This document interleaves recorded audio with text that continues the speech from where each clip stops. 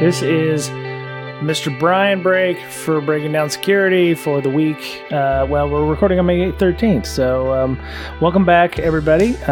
Ms. Berlin and Mr. Betcher is with me as usual. Hello. Yes, I am. And happy Mother's Day to Ms. Berlin. Thank you. Is one of those, as well as to my lovely wife and Mrs. Betcher. So, yeah. I appreciate your wife, Mrs. Betcher, for letting you record tonight, sir. Excellent. I'll let her know. Yeah, I'll let her know you appreciate that. Yeah, I don't want her to hate me, so it's because I'm a bit of a taskmaster. So I was like, we must record tonight, and so. And I'm gone starting Wednesday, so I don't know when we get to do next. Oh, right. So, wow, you're just bouncing back and forth between cons. So you just came back from... May and June are going to just crazy. Really? Are you going to Hacker Summer Camp? Yeah. Wow. Okay. You just came back from something in Detroit, right? I did. I did Converge Detroit, and they have a B-Sides Detroit after that I couldn't stay for. But yeah, it's a really good conference. They had like 300 people or so. Wow. 2 tracks, and it was really good. They have a lot of good people running that. So very nice.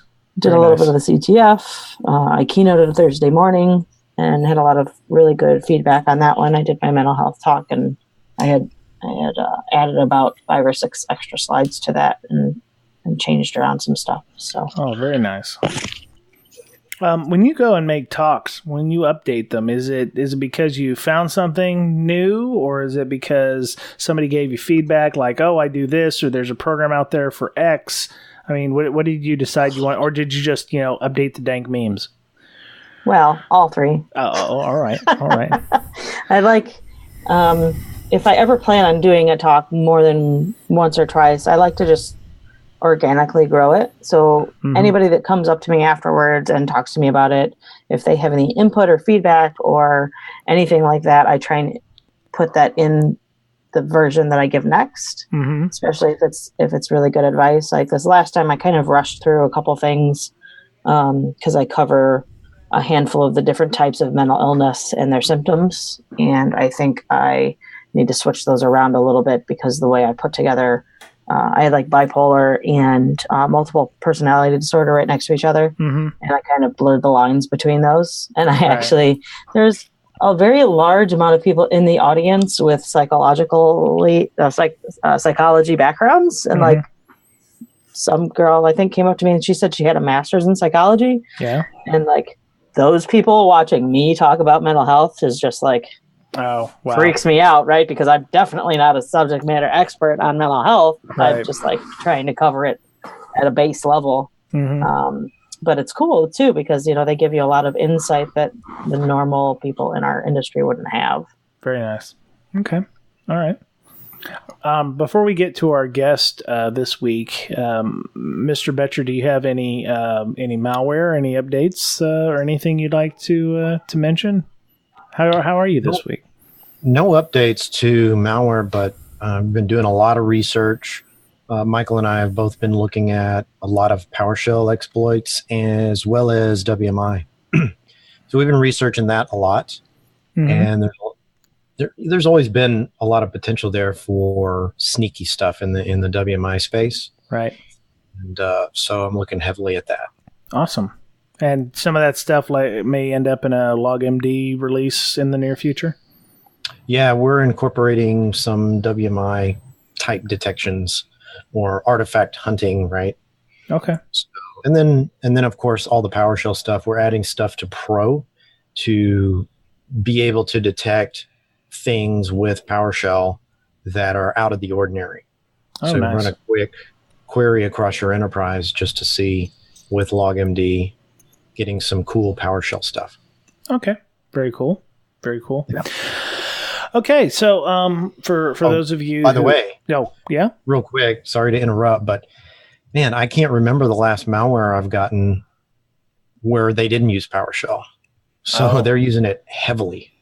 Well, that makes sense. I mean, it's enabled by default on many Windows systems, and they don't. And 90% of the people that do application whitelisting whitelist PowerShell. Yeah. because it's often necessary for the OS, or it's they don't know why they need it. It's just there. So and you can't get rid of it. Right. It's part of the OS now. So Yep. Anyway, so appreciate the update. I'm expecting soon you'll start seeing some malware with JavaScript or something, because I just saw that Microsoft added JavaScript support to Excel. I saw that. Yeah. It's just going to be a hot mess with Office. I think JavaScript macros and stuff are going to be the new hotness, I think. So that was my prognostication hat being put on right there. But before we get too deep into whatever it is we want to talk about, for those of you who listen to podcasts, there are a number of good podcasts out there. I listen to the Southern Fried Security podcast, Risky Business. Manager Tools has been one of my new hotnesses. Thank you, Mr. Betcher, for turning me on to that one. And one of the other ones that I've been really excited hearing about, and Ms. Berlin, I know, is excited to have this gentleman on. Jack Rhysider? Yeah, you did it. No, Rhysider. I screwed it up again. No, it's Rhysider. Oh, good. Hello. Yeah, no bingo card for you people, you listeners at home. So Jack, thank you for coming on the show with us. For those of you who don't know, Jack does the DarkNet Diaries, which is, I'm going to let him tell a little bit about himself and what DarkSide Diaries is about. And we have some topics of discussion that he's suggested that we're going to talk about. So, Jack, please take it away. Tell us a little bit about yourself, where you came from, what you do, and what the show's about. Yeah, sure. Thanks for having me. Big fan of this show, too. So I've been a network engineer for like the last 10 years, but in the last 5 or 6 years, I started getting into security, getting deep into defensive, mostly, blue teams, that kind of stuff. Mm-hmm. Was starting to build a SOC for a while, and just doing as much monitoring and defensive as I could. And, as I was doing that, I was going to a lot of conferences. I was listening to a lot of podcasts. Mm-hmm. And I like podcasts like this a lot because it catches you up on the latest chatter for the security news. But this is kind of the latest chatter, right? And I didn't hear a lot of podcasts just taking a step backwards and saying, hey, that news that came out like 3 years ago, was there any updates to that? Like, I think the first one that really kind of got my interest was the bash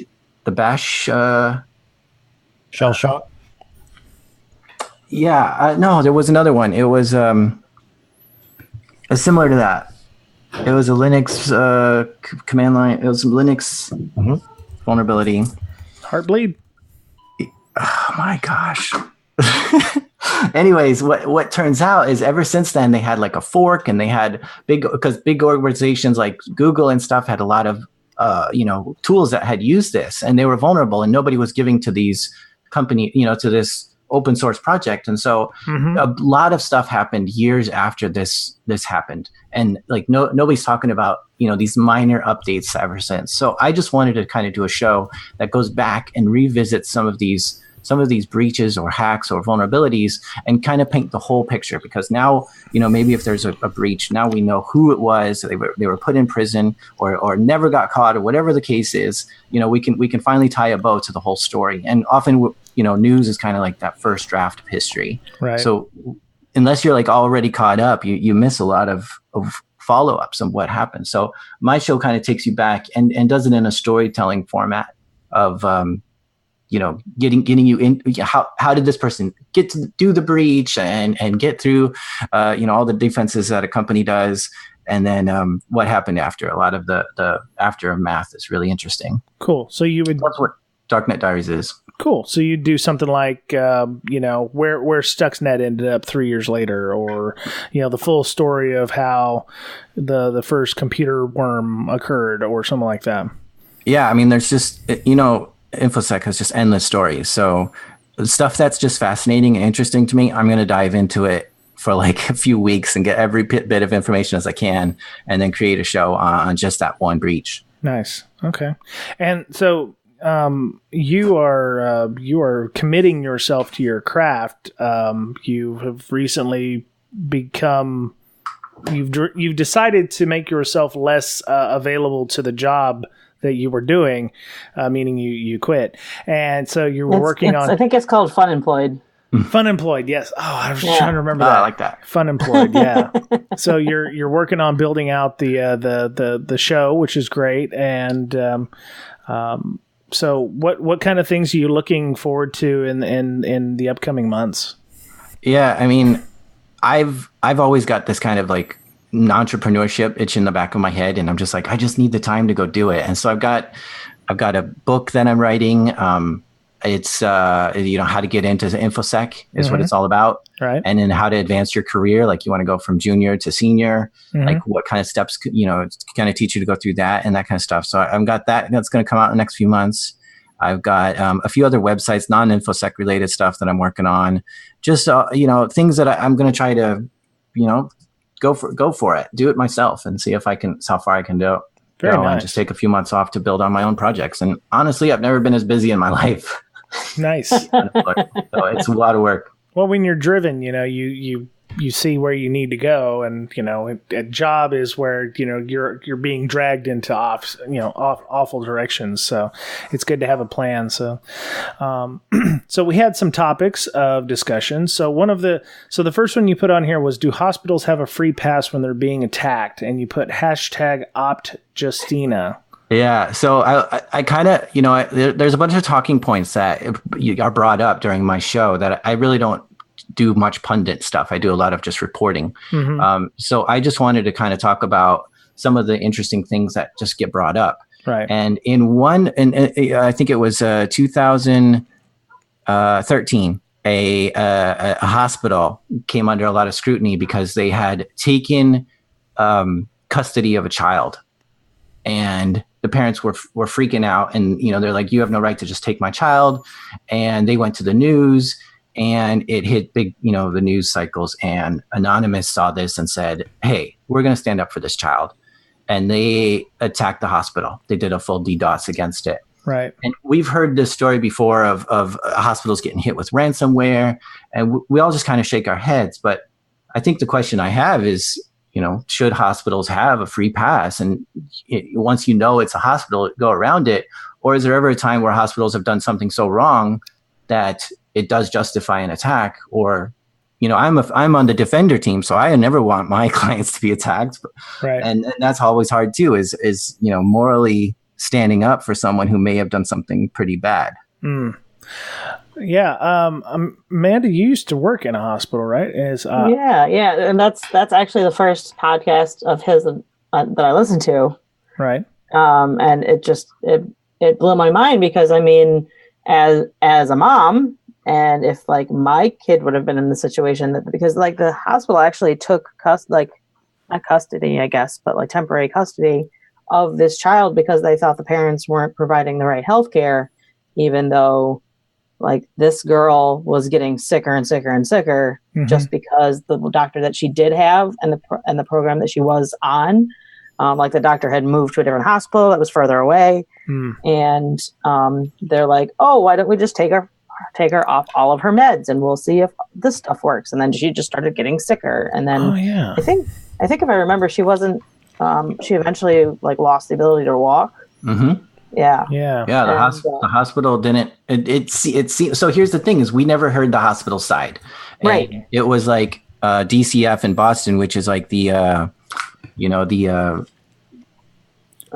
Child and Family Services. And Family Services or whatever. Yeah. So the state actually took custody. It was the hospital that took her, and then the state took custody. And that had to go before a judge, and the nurses and doctors were under some sort of Hippocratic oath to do the best thing they can for their patients, and judges had to decide this and stuff. And we never heard any of those sides of why the judges ruled in the way they did, and why the hospital took the custody as well.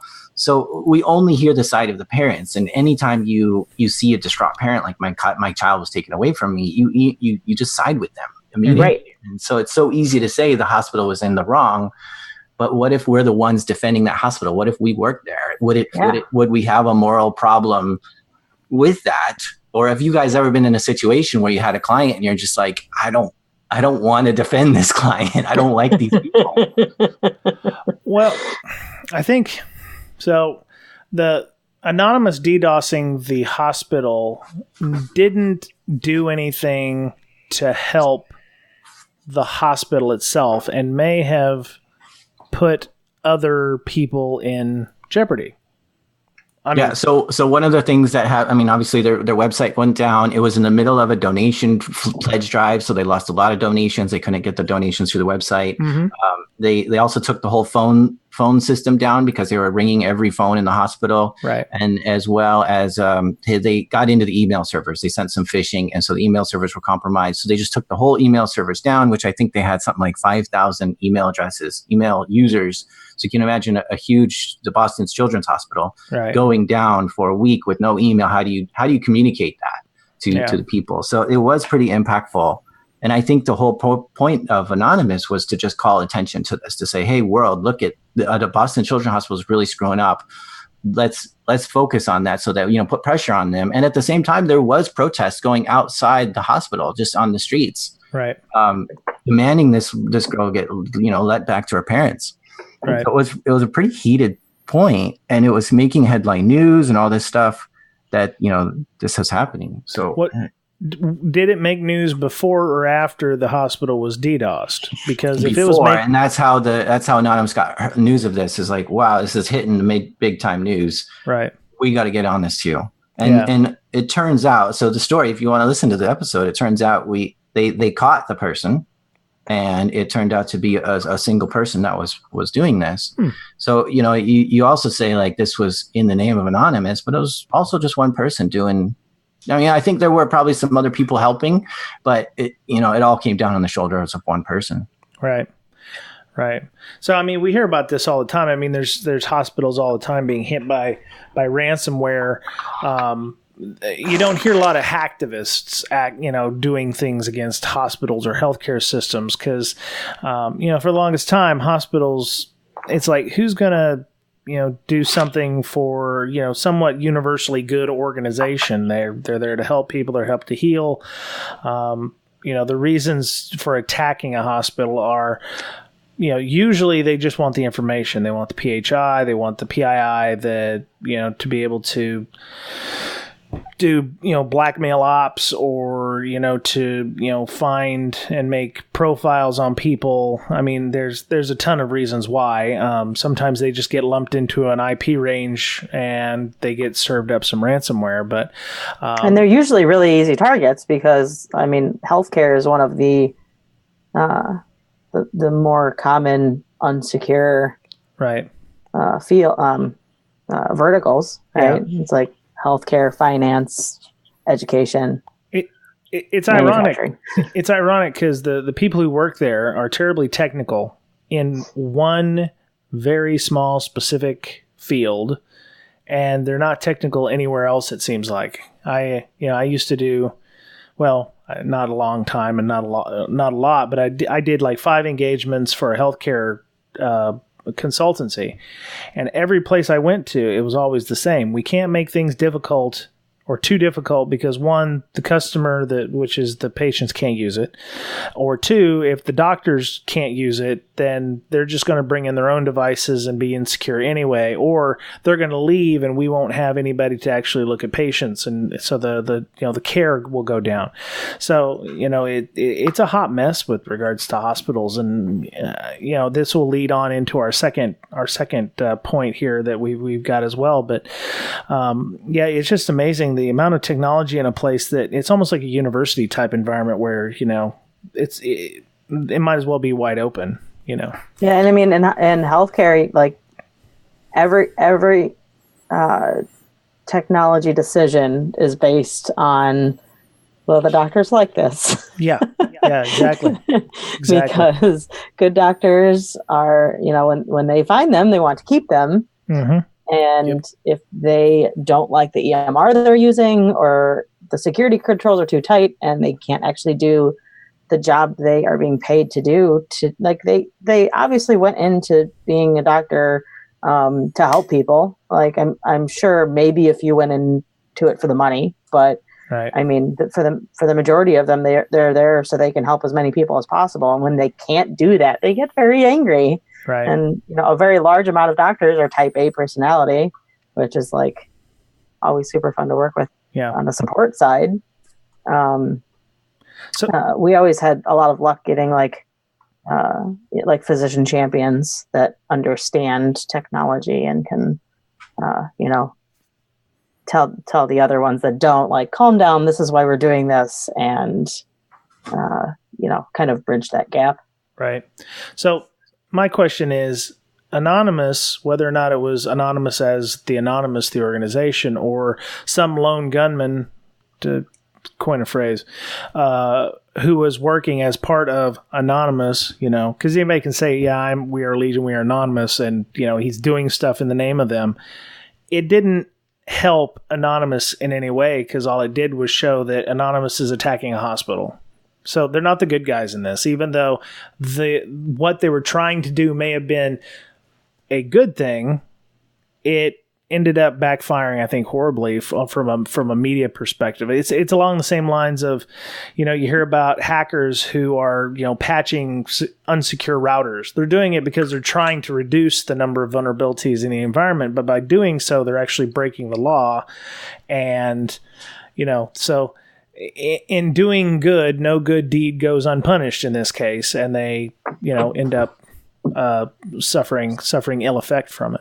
Yeah, and that's really interesting you point that out, because in the research I did for this episode, I found a tweet from Your Anon News, which has like 1 million Twitter followers, a more famous anonymous account. Mm-hmm. And they said, this is according to the tweet, to all the Anons attacking the Children's Hospital in the name of Anonymous via OPJUSTINA, it's a hospital, stop it.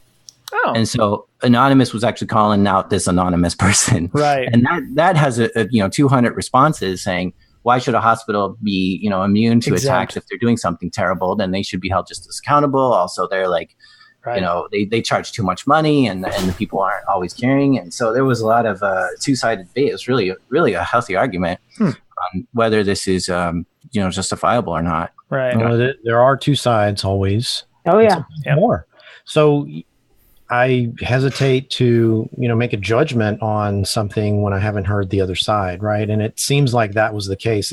Do we still not know why the hospital tried to take custody of the child, or is that still under wraps? It's under wraps. The official is we never heard anything from the hospital or DCS, but the belief is that the doctors thought that the parents were giving too much treatment to their child, or not the right treatment, and they were just doing the wrong thing and making their daughter sick. Yeah. To an extreme amount that would cause them to take their kid away. Yeah. Well, I mean, I can't pass judgment on what was the doctors and stuff were doing. I mean, obviously there were steps that went through before the rights of the parents were taken away. So, I mean, they hopefully all of that got resolved in a fairly, healthy manner. I've just never been a fan of some of the stuff Anonymous does. I mean, obviously they have an ethos that they follow, and some people just take it to that nth degree, which is like, whoa, okay. Because obviously there were people, cooler heads in the larger Anonymous group that were like, yeah, probably shouldn't hit a hospital. We have standards, and you've just crossed that standard into, evil town or whatever. We're just slightly evil over here, and you just went really evil. So, I just find that interesting. So. One last thing there is during this research, I found that the CIO of the hospital published a full article in the New England Journal of Medicine to try to teach other hospitals how to defend themselves against Anonymous. And I think the name of the article is something like When Anonymous Attacks Your Hospital. Wow. And not only is there a full article, but there's also like a whole webinar that he did as well. And that's on YouTube. And it only has like 100 hits. And this is one of those things that's like, well, you may have remembered Anonymous attacking the hospital, but you just don't remember all the things that happened afterwards. And for the CIO to give a full debrief of how the attack took place, when it happened, what they saw, what their impact was, They were getting doxxed and all this stuff. It's just an unprecedented view into the whole attack. And that's one of the reasons why I make this is to go and find all those little details and put it all into one big presentation. Right. Very cool.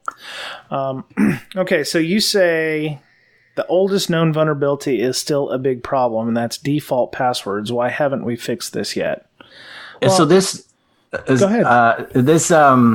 I would do some vulnerability scans for some of my clients, and one of the things I like to do is see how long ago did we know about this vulnerability? Like, is this just like last week and we just haven't patched, or what's up with that? And I've seen admin come up on the vulnerability report, right? This username admin, password admin. Right. And when I look at when that first started coming around, that was in like 1969, 1970, that we knew systems are using admin. And still devices today are shipping with admin. So this is a 40-year vulnerability. And I think what point is it going to ever be gone? Right. And back then when they first saw it, like those were the first usernames and passwords that were able to be implemented, and they were still... Like, how long does it take for us to just completely eradicate? Like, if you think about healthcare, like we come up with we don't have smallpox anymore because we've found a cure for it. When are we ever going to find a cure for this 40-year-old vulnerability of default passwords? So we could probably make the correlation that people that don't change the default username and passwords are kind of like anti-vaxxers. No. Oh wow, boy, we're just killing it, ain't we, tonight? Oh my god. So, all right. So here's the question: Why is it that they put those in the first place? Is it a testing thing and they just forget to remove them? Is it somebody might need to bypass a system and be able to get back in? I mean, there are systems out there. Communication systems, routers, switches, IoT is the biggest with I think the biggest issue now with default passwords. How do you fix it? I mean, is it just the fact that they're not going in and doing due diligence to remove those, or is there a better way of not setting default passwords? I'm thinking default passwords is stuff that's been left in after the fact. Default passwords themselves are fine because you need something easily documentable that they can, give the user the how-to on how to start setting it up. But maybe like you can't use this device until the password's reset. I think there's a way to do this. I mean, just think about it. There has to be a way to have a device that doesn't have a default password. Right. Yeah, and I think that's my first need, Jack. You hard connect to it and you set the password, right? Bingo. Because you have physical access, you set it. There is no default password, or it's gigantically randomized, right? Right. Just for starters. Right. I mean, there's a solution to this. We just don't want to find a solution to it. I mean, you have thousands of or millions of security cameras on the internet with default passwords, right? You have the Mirai botnet, which took advantage of 100,000 IoT devices with default passwords. Mm-hmm. That was one of the attack vectors. Yeah, and it's very widespread, very common. Why hasn't the world of IT come up with a solution and try to enforce, like, hey, we're not gonna endorse your product. You're gonna get low ratings on Amazon or whatever if you have default passwords, if you haven't solved this problem. Well, I think it's that's what happens with every new technology. So, when firewalls and everything came out, they were fairly rudimentary and they used default passwords, enterprise grade stuff. I mean, even Cisco stuff still now has a default password in many things. We get one industry educated up, in this case, network integrate, enterprise grade kit. Then all of a sudden another system or another industry comes in, which would be, IoT. And now, they're playing fast and loose with everything because they want to be the first to market. They want to be easy for the user to use because look, hey, we're awesome. All you have to do is, say, hey, Alexa, I want, 1,000, jars of Vaseline, ship it, that kind of thing. Sorry if you have an Alexa, I apologize. We should do that more often. Hey, Google. No, I'm just kidding. Okay, Siri. Yeah. So, I mean, it seems like every time we have a new industry come in and what IoT and then car hacking, cars are incredibly insecure because it's like people don't realize, oh, we just put a gigantic computer or we just put a number of computers in these cars and we don't have to worry about securing them in the first place because nobody's going to do that because it's really cool and awesome. It takes a little while. It takes, hacker types to go in, like Mr. Valasek and Mr. Miller to go in and show them how wrong they are. And it's slow and painful sometimes to get to that point. So,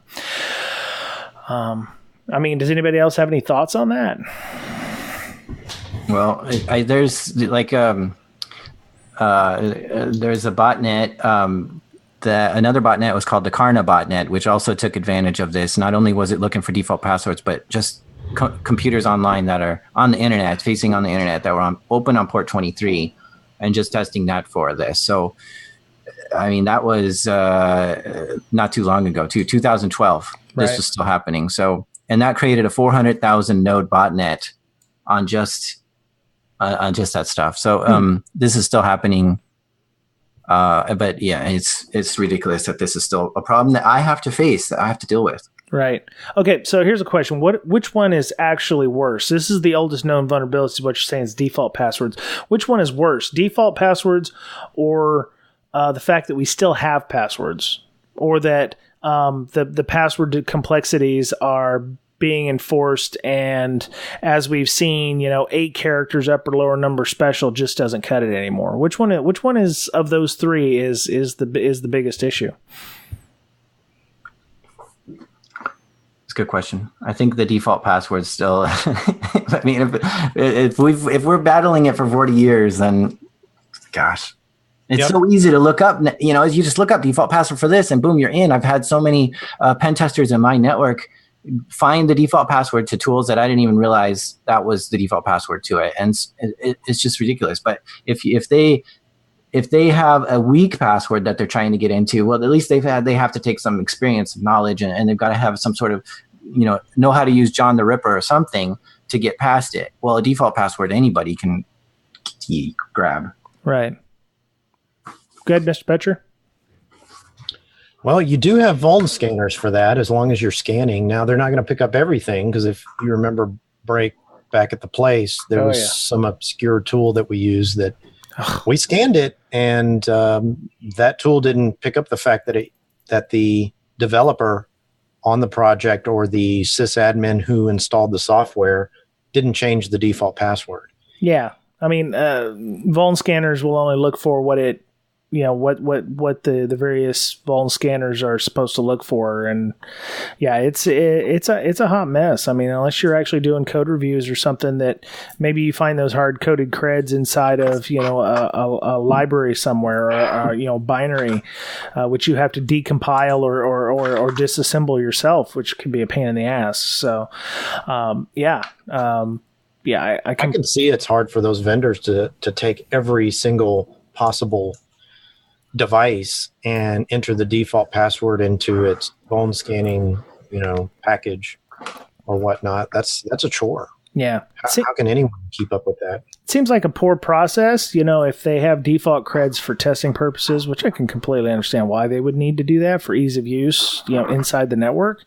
But, there should be a process, whether you're using DevOps or whatever, once testing is done, before it ships, we need to go through and scrub out all the naughty bits, including default creds or, the fact that passwords can be set blank or something like that. It just smacks of a lack of good process in the the development arena there. So. Ms. Berlin, do you have any other closing thoughts on this? Mm-mm. Cool. Yeah, all you have to do is say, if password equals such and such, force change. Right. That's it. Right. Yeah, and I've seen that on like DDWRT, where it's like, oh, you can't use this until you set a root password, or you can log into the web server and then it's like, oh, you need to put a password in. Nothing will work until then. That's fairly easy to implement. Should be fairly easy to solve in that case. So. Yep. And if they change it to admin, then it's their fault. Right. It's their problem. Yep. And that was part 1 of our interview with Jack from DarkNet Diaries. If you want to listen to DarkNet Diaries or any of the episodes that he and we discussed on this episode, you can go to darknetdiaries.com. That's darknetdiaries.com. You can also find Jack on Twitter. He's at TunnelsUp, TUNNELSUP. And if you want to follow Ms. Berlin, she is at InfoSyster, INFOSYSTIR. Mr. Betcher, you can find him at Betcherpwned, BOETTCHERPWNED. The official show Twitter is at BrakeSec, BRAKESEC. And we have a very active Slack. If you're interested in joining that, you can DM BrakeSec or you can email bds.podcast@gmail.com. We thank our Patreon supporters for helping us out with our donations, especially Tim, who just recently gave us $10 for, because he loves the show. So I appreciate that. It goes to audio upgrades, Zoom that we use to record this show, and also to, do hosting costs for the podcast. So it was very much well received. Thank you.